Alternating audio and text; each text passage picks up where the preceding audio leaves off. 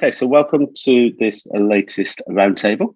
Small select group today, but hopefully we'll engage some additional comments from those that watch the replay afterwards. So today we're talking about the 5 dysfunctions of a team, and it's based around this book by Patrick Lencioni. Really easy read. It's written as a fable. And very, very easy to read. What's his last name? Lencioni, so Lencioni. Patrick. Thank you. He's got a number of really interesting videos on YouTube as well, where he sort of brings some of these things to life. But the book is so easy to read.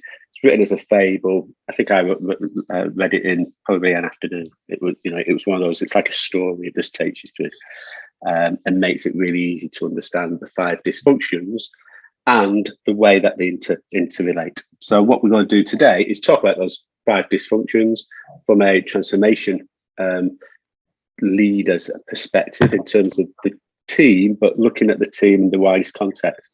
Because I think the lessons that come out of it are relevant in the wider context as well. So as usual, let me share my screen. I'll give you 5-10 minutes of a little bit of material, and then we can have a discussion about it. Just 1 second. Just need to set something up.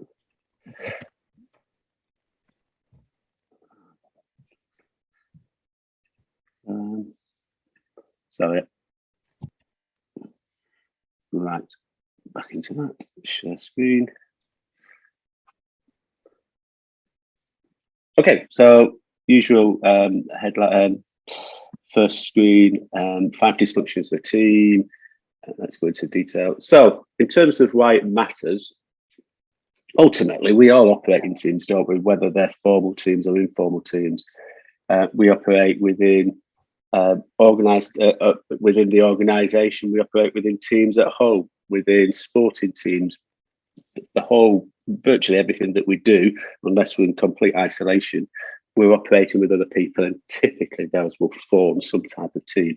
So, understanding team dynamics and understanding how teams form and how teams perform is a critical skill to develop. And ultimately, as a leader of change, understanding those is really, I think, is a core competence, because you'll have your project team, but actually that project team will be working with multiple teams within an organization. And some of the dysfunctions that we will talk about will be relevant within the organization or within the functional teams that we work with, as well as within our own teams that we're leading in any program. So, as I say, the book, The 5 Dysfunctions of a Team, is what we're talking about today. And Lencioni looks at these 5 areas. So the sort of foundations of a dysfunctional team is an absence of trust. And the way that you can start to spot that within any organization, whether that's a formal team, an informal team, is that there's an unwillingness to be vulnerable. There's an unwillingness for individual team members to open up to each other, and they tend to hide the mistakes and the weaknesses. So do you know, like we've said so many times, haven't we, on these, where as an external consultant going into an organization, you can ask all the numpty questions, because people just expect, well, actually, if I've been in the organization for 5-10 years or whatever, I should know the answers to these questions. So they avoid asking those obvious questions. But actually, it's the obvious questions that usually provide so much insight. That's a good sign that actually there's not a trusting relationship, or there's not a trusting environment within that organization, because they're not prepared to admit to things. They're not prepared to admit to the weaknesses, or admit to the fact that they don't quite have the answers to these questions. And there's probably a feeling that if I do ask that numpty question, people are going to look around and sort of say, come on, you should know that. You've been here at X, Y, Z.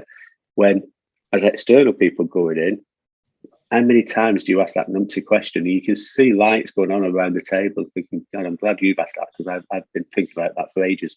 And that sort of lack of trust, the absence of trust within a team can filter out. And really, everything that we talk about now is based around an absence of trust. So the second layer, due to that absence of trust, is that there's a fear of conflict. So if you can't trust your fellow team members, you don't want to raise any conflict. You don't want to engage in anything that appears to contradict or challenge or put people in a difficult situation. And by doing that, you dumb down your discussion points. You become very guarded in the way that you make comments on certain things. And I'm not saying that emotional intelligence and all that sort of stuff goes out of the window here. Absolutely, you've got to phrase things in the right way.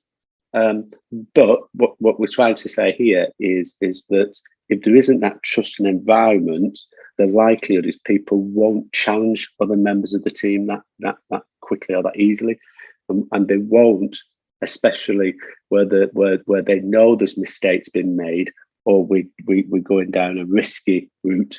They won't call that out.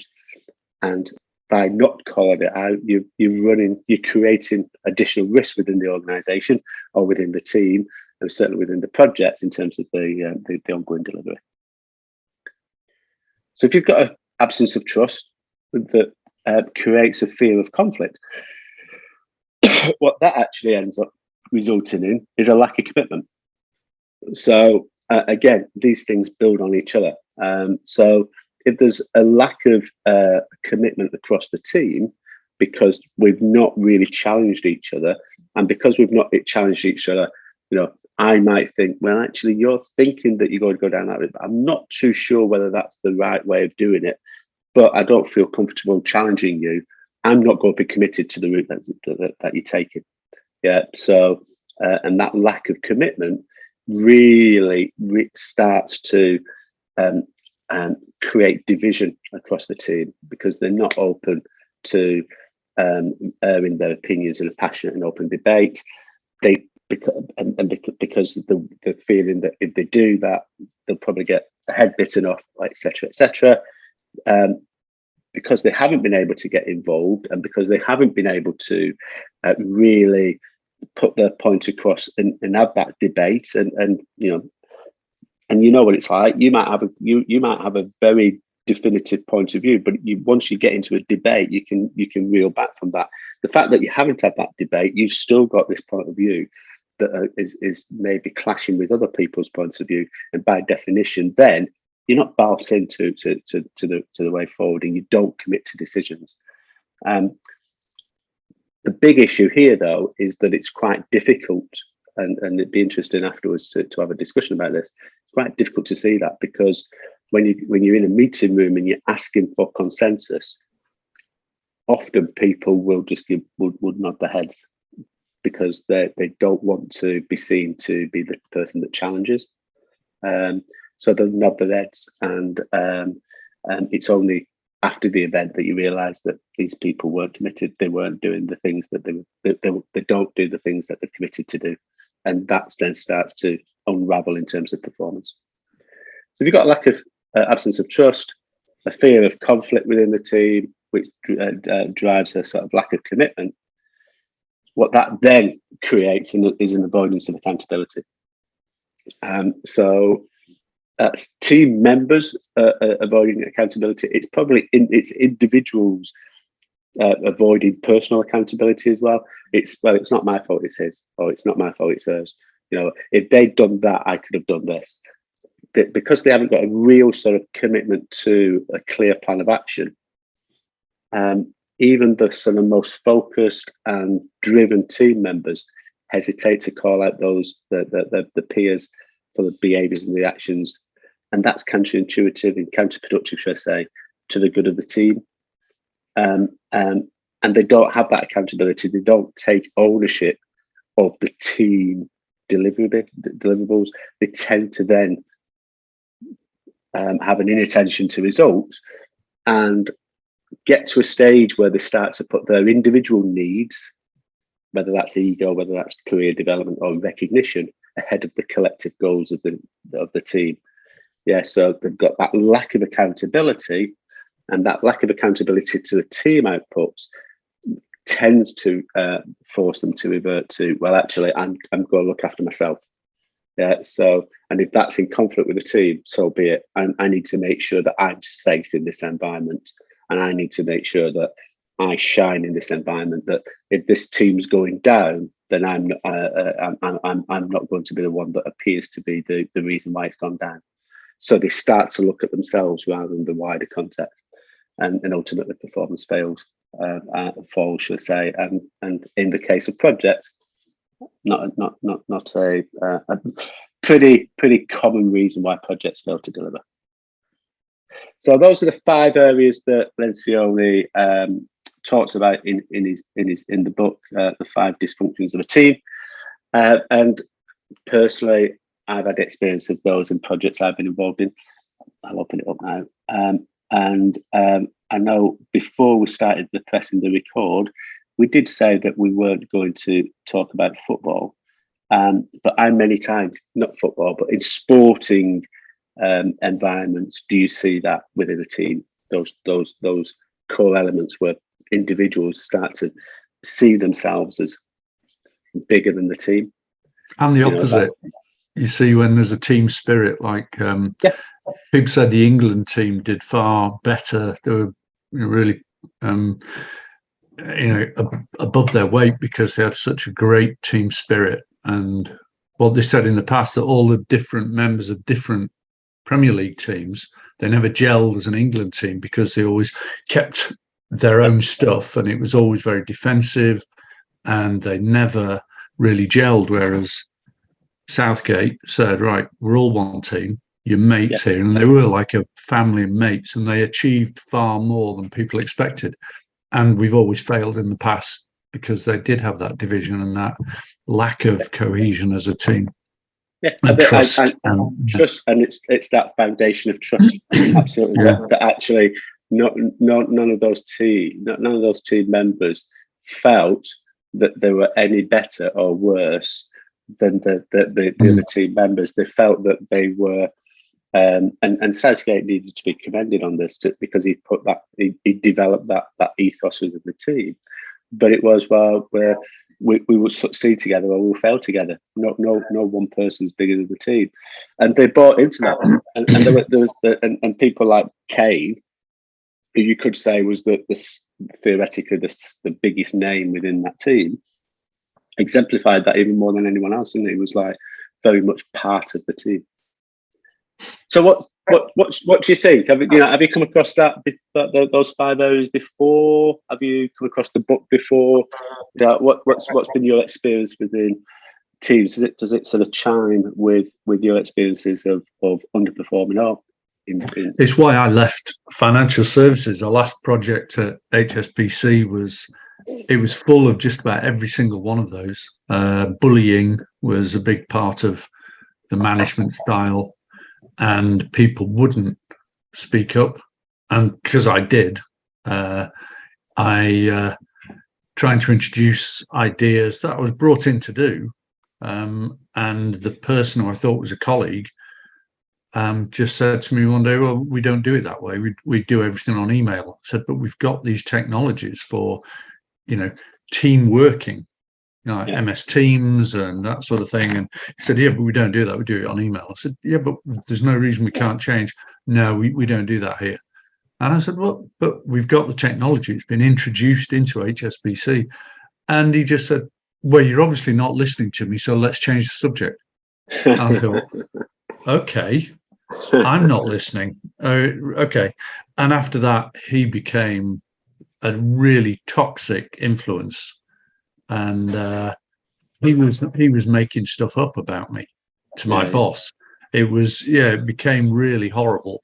And the team, everyone was just backstabbing everyone, and there were little cliques.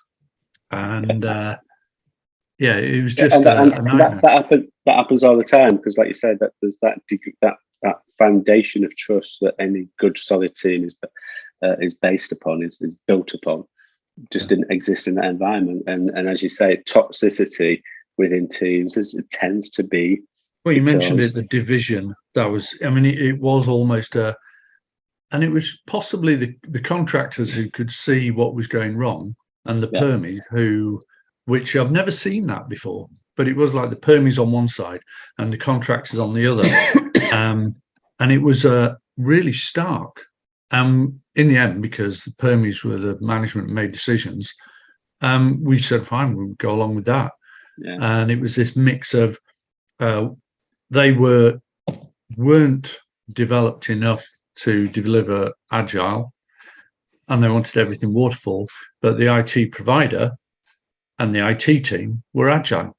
And it was such a mess. I'm sure you've seen something, Sonia, haven't you? In your sort of looking at it from a sort of an HR perspective and a people perspective. Yeah, this completely resonates with me, Tony, because obviously a lot of the work I do, you can argue, is on the softer side of transformation. A lot of my work is starting to work with exec teams and leadership teams and partnering with exec development. And, you know, my experience is the success of transformation, real transformation, hinges on the leadership team, their behaviours, their ability to deal with conflict, difficult conversations, prioritise, that willingness to fail and learn. And interesting, Neil, I had a very similar experience in FS where all of that dysfunction was playing out. And I don't know whether it's something about that culture where you have very, very bright people who can't express that vulnerability, won't be seen to be wrong, and then everything starts to play out. And more organisations are talking about that psychological safety now. It's become a bit of a buzzword. More leaders, it used to be like a HR term or a learning term, about how important that is. To really unlock real change, you have to be willing to try things and it not go well, and see that as, well, actually, that's success, because we've moved forward and we've learned how not to do something. That is a really big mindset shift for organisations. Absolutely. Working in that environment is where you get the best out of people, you innovate, you excel. And I've tangibly seen organisations undermine and limit their transformation ambitions through these behaviours. And it's so I wish I'd read the book, Tony, before, actually, because it really resonates, and I'm going to order it on Amazon. But everything you said, I'm like, seen it all, living and dealing with it. And that's why I always say real transformation starts with that exec team. And some of the work I do is helping them and visioning and making sure they're aligned, making sure they're bought in, making sure they're surfacing conflicts, because it really is the foundation for success. Do you think that comes from the top as well? Right, because I worked at KPMG and there was the exact opposite of HSBC. If my boss, who was probably the best boss I've ever had, she was just fantastic. When I delivered something to her and said, no, that's not what I wanted, her first reaction was, I obviously didn't explain myself well enough. And not, why didn't you do what I asked you? It was her fault, not my fault. And I just thought, I've never seen this before. And she wanted my opinion. As soon as she got to trust me, she wanted my opinion. She was a great stickler for emails and making sure they're absolutely perfect. And eventually got to the stage where she would ask me to read her emails to see what I thought. And it was that willingness to open up that, you know, at HSBC. I would question the bit about really intelligent people. A couple at HSBC were just this is going into the public domain, Neil. But I think what we're saying is that vulnerability as a leader, whether you are a team leader, whether you're a project leader, whether you are CEO, the more vulnerable that you appear to be, the more people will come together and work with you. I'll change that then, Tony, and say they weren't willing to change. Let's put it that way. Yeah, but I'm saying, but that sort of, and if you are not seen to be vulnerable, if you by definition the other extreme is I know this is what it is. This is how it's going to be. People just work against you, and it's interesting. It's a conversation that we've been having a lot over the last couple of days with this group of people that are going through this MBA course, and they're working across multiple organisations. There are 20 different organisations represented, and some of the things that we've been talking about today in every organisation they could see, because it's the common thing, it's the common element that there isn't trust within an organisation, and part of it, I think, is from a cultural perspective. We have this hierarchy where there's typically one person at the top, and as you go through the organisation, there's smaller numbers in terms of the next step up. So the culture in many organisations, in my experience, especially financial services, is that they encourage that competition, because they say, well, actually, of those 10 people, there's only one role that's a team leader or a team manager or a functional manager. And they encourage people to compete with each other, which breaks down the very aspect that drives performance, which is that trust. Neil, Chris, what's been your experience? Yes, I've worked in lots of teams, and some of them are great and some of them are not. So, and then if you're the leader of it, it's, how can I influence this? What have I done to influence it? And can I turn it around? It brought me back to what you always say, Tony, is people, I think you say people do business with people they know, like, and trust. Yeah. So, yeah, I think we've all got anecdotes and stories of the bad and the good. Just the conversation runs through a lot of experiences in my head, and team management. Sometimes it's your team. Sometimes, like you said, I've worked directly with the executive management team. Dysfunction is there as much as the team that's assigned to you. So I knew a company where there was 40% turnover in the finance department. And then I discovered that one of the finance VP had badmouthed me to CEO. It's like, what do you expect, with this type of behavior?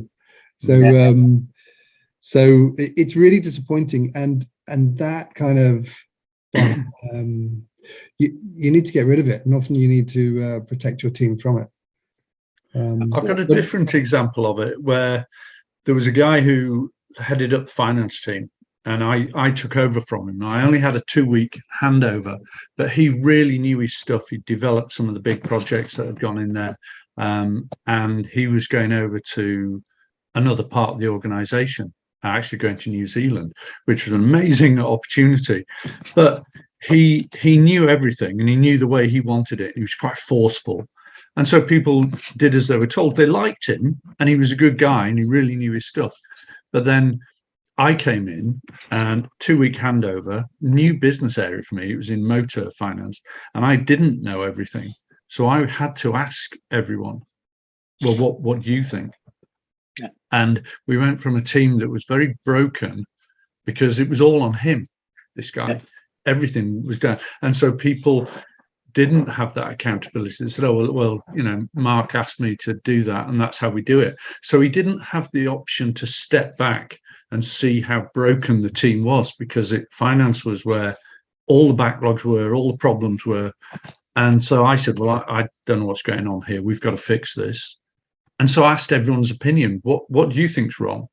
And all these initiatives came out, and we did a big program. And eventually we did streamline everything, because we could step back and say, all right, well, what's wrong? And we fixed it, and they were a great team. But he was just too focused on, got to get it done. It's down to me, that he wouldn't open up. But he was a really nice guy, really good guy. But he took everything on himself. And it's not, behavior, he didn't do it. He didn't do it to be horrible. He was just doing it. These guys have been successful through certain behaviors. So what gets them to their position of success, guys or men or women, then why would they change it? It's a bit like the Tory party. Yeah. Why do we want to change the rules? Yeah, absolutely. But I think what you demonstrated there, Neil, is that by going in as the new leader of that team, and not just going in and saying, I know what we all need to do now, yeah, which would have probably broken down any, well, you wouldn't have had any trust in the place anyway, because you're a new person coming in. It takes time to build that. But if you came in and immediately said, this is what we're going to do, these are the changes that we're going to apply, you would have lost the team from day one. Well, the fact that you went in and engaged with them and asked for their opinion, and then you know, whether you did or you didn't, but as you go through that process, really start to encourage people to come up with ideas and accept that, you know, maybe 6 out of 10 ideas are not go fly. Yeah. But you want to engender that ability to bring out people and bring out ideas. It's also a vision. A vision. I said, look, we can't carry on like this. Don't you want to work better? And they all said, yeah, we're the whipping boy. Everyone, the problems were all in finance. So I said, well, let's see where we're going wrong. And we looked even down to the level of just a spreadsheet, someone who doesn't really know spreadsheets, but teach them how to do better on a spreadsheet, get reports directly from the system, build interfaces. But what you did was just go out to say, give us your ideas, guys. Chris. I'm interested, and obviously in transformation and all the leadership roles I've had, I don't think I've ever had direct support from HR, and I'm getting the feeling Sonia is HR, although I don't know if she didn't introduce herself. But tell me something, Sonia. I mean, it sounds like you work directly with exec teams and you advise them on culture and change and coaching. But do you ever get engaged with transformation leaders, program leaders, PMO people, and really what does good HR support look like in that environment? Because I don't know who's received it out of this group. Good question, Chris. So you're right. My background's in HR. We have a slight Spanish connection. I worked many years for Telefonica, a large part of my career, and a bit of time in Madrid. And I don't really class myself as pure HR anymore. I kind of fall in the middle. If I use my HR skill set and background, but I really work on transformation programs. And the best piece of work I often do while working directly with transformation directors, actually within and part of the program.